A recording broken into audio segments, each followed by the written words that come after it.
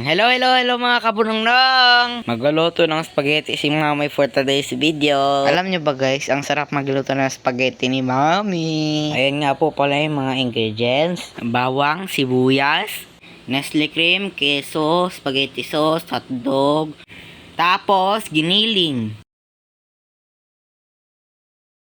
Ayan na po, nag-start na mag-isa si Mami ng sibuyas. Maya-maya, ilalagay na din ang bawang. Tapos yung giniling at hotdog. Gisa-gisa lang muna. Kapag golden brown na ang giniling, ilagay na ang ibang ingredients. Kapag naluto na po ang spaghetti, pwede na po akong kumain. Sigurado po ako, madami po akong makakain. Kasi po, 100% masarap luto ni Mami. Pero alam nyo ba guys, mas masarap magluto yung nanay Chinko kaysa kay Mami.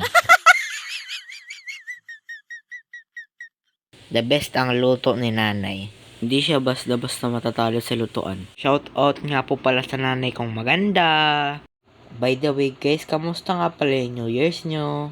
Madami ba kayong handa guys? Kasi kami sakto lang. Meron kaming kaldereta, sweet ham, mango graham, fruit salad, spaghetti, biko, and mga fruits. Late na nga kami natulog nun guys, mga madaling araw na. Balik tayo sa pagluluto ni Mami. Yan, malapit na maluto yung giniling. Konting halo-halo pa. Tapos, sunod na ilalagay ang hotdog.